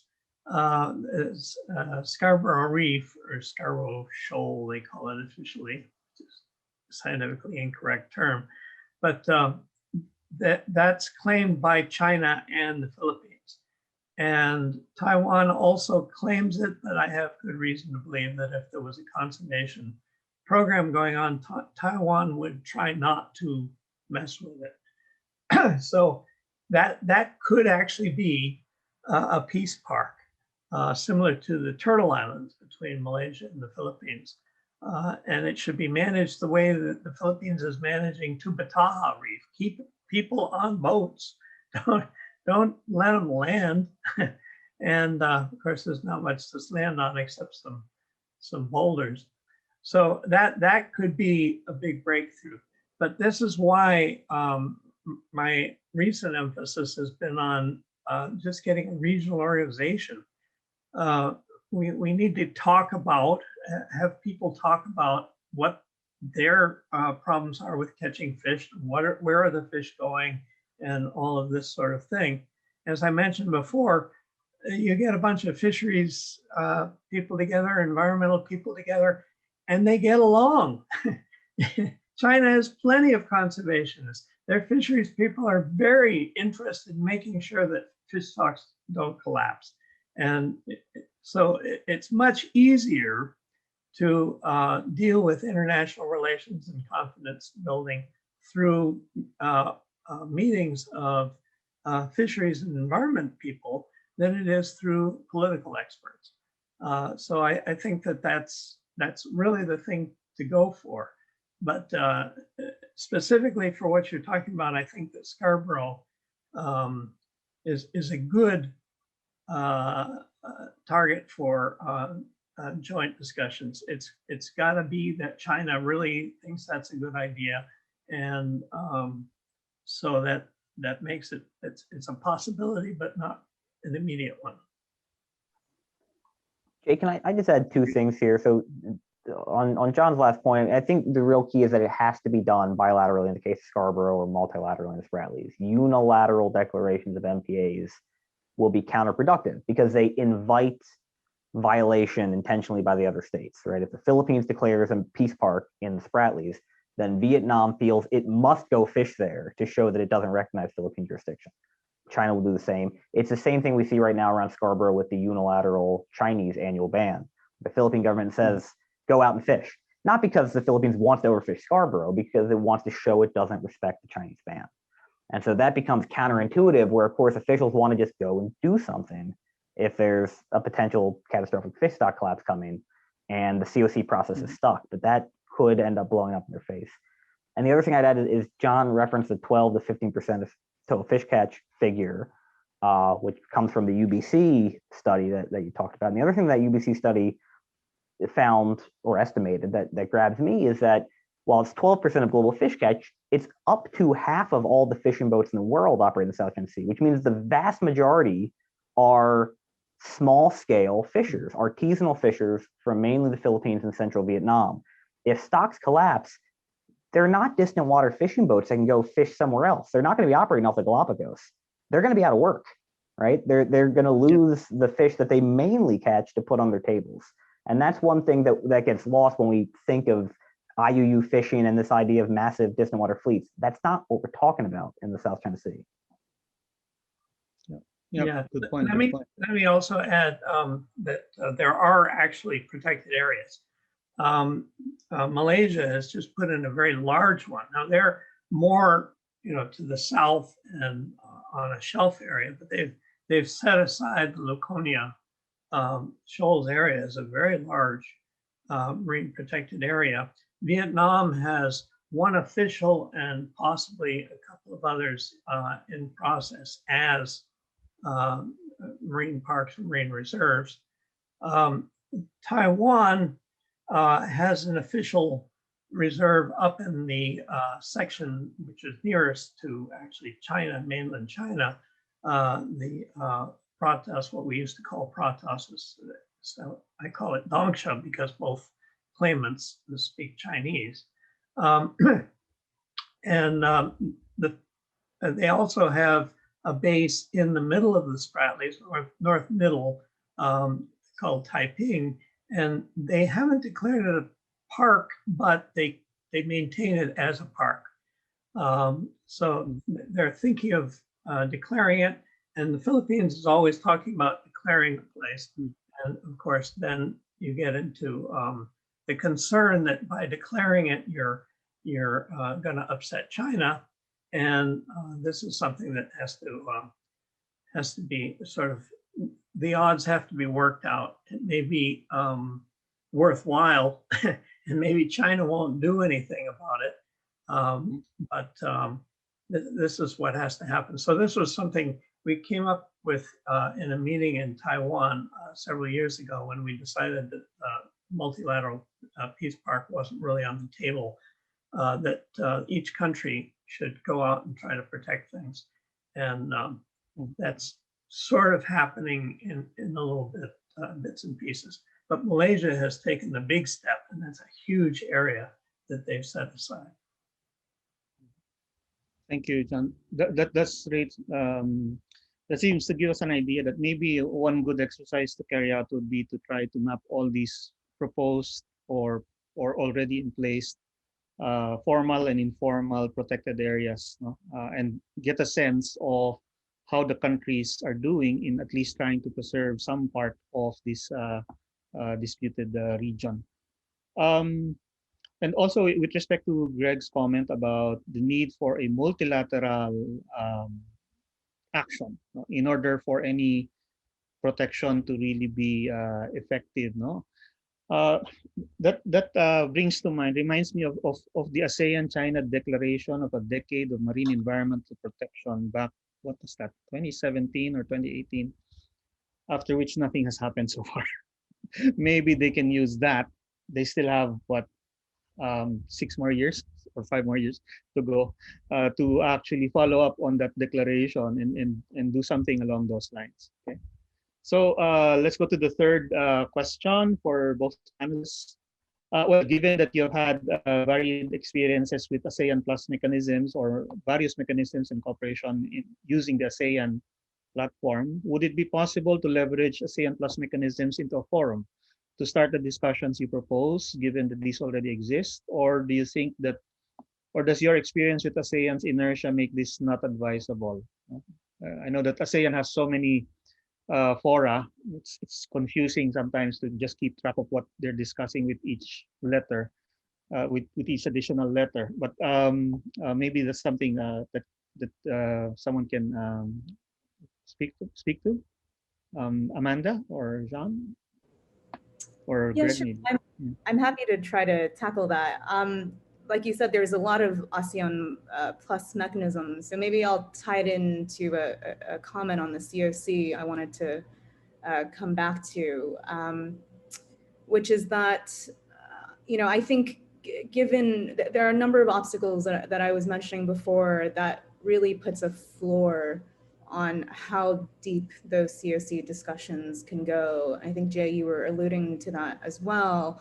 And as well as you, Greg, that should we really be waiting for a COC to generate the sort of regional solutions that are needed really immediately.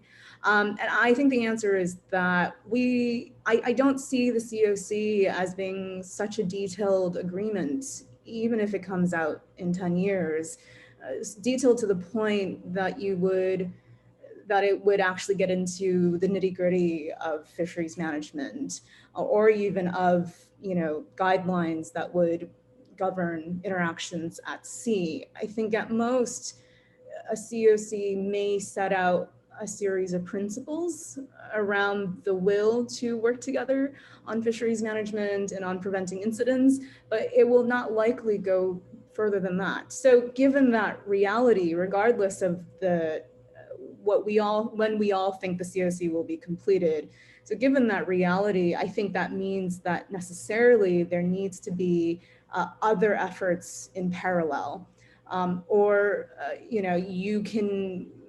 think there's some creative thinking around having the joint working group platform sort of authorize discussions below them, right? So sort of the, additional platforms that then report to the joint working group, right? And then there you maintain a sort of channel to official talks to avoid, concerns around duplication, et cetera. That's one way of doing it. You can pursue minilateral efforts. And I think bilateral efforts can go some ways towards creating norms. If you have a series of bilateral agreements whose substance is more or less the same with regards to incident prevention, or Greg, you're mentioning the Vietnam-Malaysia example.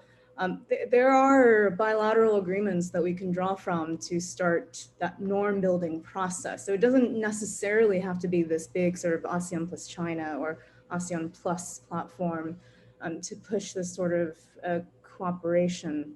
No. Yeah, if I can add, I was honored to be one of the sort of plenary speakers at the annual ASEAN Fisheries and Environment Forum, and that was the time it was in Thailand and in Bangkok, and it was quite an interesting experience. It was a mixture of fisheries and environment people and sort of diplomat government representatives, and so it went fairly well. We were discussing situations. It was nowhere near as productive as the meeting that Amanda had organized in Beijing. But at least, everything was pretty cordial. And then about a third of the way in, we heard the dreaded statement, but everybody knows that the South China Sea has belonged to China since time immemorial. And that is the party line on this. And so that was not from a fisheries and environment person. That was from somebody who just didn't like the way things were going with the conversation. So that's what you're losing by going through anything to do with ASEAN or anything that involves policy people outside of fisheries and environment. You want to keep this. We know this stock is declining. What should we do?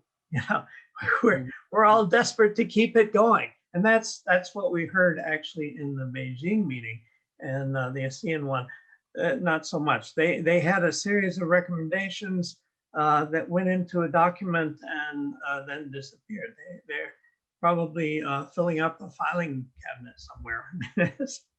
It's not very very promising, but it's very important to have the ASEAN thing so that kind of person can get together and represent the government and talk about things in general, but they're not going to come up with management suggestions that are actually going to be meaningful. I think it's much better to actually have a fisheries organization that meets regularly and has people that are worried about, what can we do to actually protect this? This is one of the most complex ecological systems in the world. So a fisheries or environment person goes in there and they know that they need help. They need everybody's input. They need to figure out what's going on. And so that's what we have to emphasize, as opposed to meetings which are almost designed to just make confrontation. Mhm. Thank you, John. I think your answer actually also addresses the last of the two questions that we have on our Q&A, which is about how realistic could it be to pursue these initiatives if China has this particular perspective or attitude about history and won't back down from it. No, I think you stressed the point that that's precisely it. We need to move away from these kinds of sort of political positions, shall we say, and really focus on the facts or the reality and the science of it. The truth is that these political justifications and arguments will not matter if the fish stocks collapse completely out of because of the unhindered efforts of all the countries to extract all of these resources. Now we're coming up to the end. Actually, we're extending a little bit. Probably it would be useful to answer the last of those two questions now, which speaks to the proposal that what if we involve more stakeholders at the lower level instead of just having these national level discussions and negotiations? Would there be room to step up discussions at subnational levels, like in local governments, fisheries groups, or even private sector fishing company? Would that help or make things worse, you think, no? In a way, the science people has done a bit of this by getting the fisheries people and the ecology people together. No? Do you think that that kind of experience, the good experience or the advantages from that experience could also be produced by involving other stakeholders? Probably Amanda and John. I'll defer to John on this one, but just a very quick plug that I do think that on the fisheries management side, there's a lot of potential for collective action between the scientists. And one way of encouraging that is to consider the incentives that scientists and academics work under. And how do you incentivize a group of disparate scientists sitting in countries in the region to work together on a piece of research? And where can we sort of find the money really to incentivize that sort of collective research? But on the local governments, I defer to John. Yeah, I think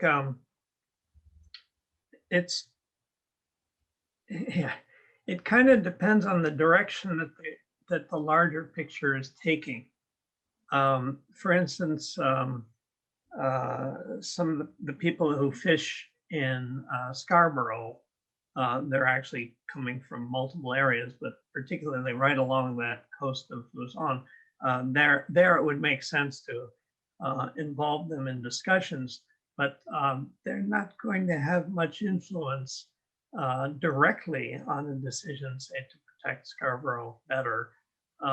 They will go through their government, which in this case is the Philippine government, and that would be a consideration that's brought in.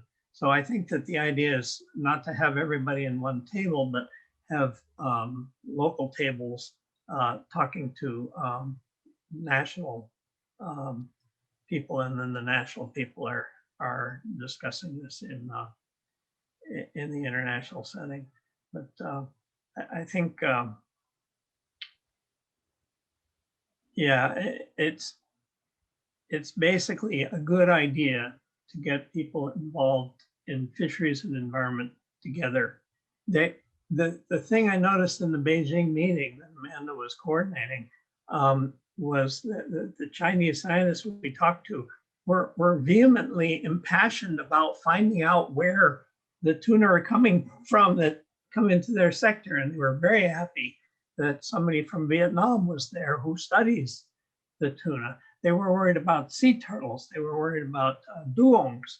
There was a number of concerns, and they can't individually figure out what's going on just by one country. This is why, this is the nature of fisheries in semi-enclosed areas. This is why it's built into the United Nations Law of the Sea, that if you have a semi-enclosed thing, you must coordinate. We have not only the tuna and the mackerel moving back and forth across the place, but we have genetic flow. We have larvae scattered across the whole of the South China Sea, from coral reef fish to pelagic fish. And the fish that swim, like the long distances, like tuna and mackerel, they feed on coral reefs. So the whole thing is one ecosystem. And the only way to really figure out what's going on is to look at all of these countries getting their information together. But I think that the approach of the University of British Columbia is the right one, to reconstruct the catch, and to do that maybe periodically. We can make estimates. We have enough 150 years of fisheries science. We can make estimates of the situation from small amounts of information, as long as we have that IUU information that you get from catch reconstruction. So that's what has to happen as far as getting the data. But we have to keep the discussions up in the friendly sector that would keep things more likely to stay peaceful. Yes. Thank you, John. I think the underlining message there is that in the end, we're all interconnected. So we really have to help each other in the end if you want to really address this. Now, ladies and gentlemen, we have run over time. It's really been a very interesting discussion. I would like to thank everyone who attended the conference. No, I'd like to thank also our guys at the CSIS AV officer section who've been staying up all night in these past 3 weeks. Thank you for all the help and assistance. And it's been a very good experience. It's a wonderful thing to be cooperating through this, despite the pandemic and the restrictions. We can still work together. I hope that we can continue to do this in the future. Although, of course, I would prefer in-person meetings, more in-person meetings by that time. So, Greg, I'll turn it over to you for closing. Thank you very much.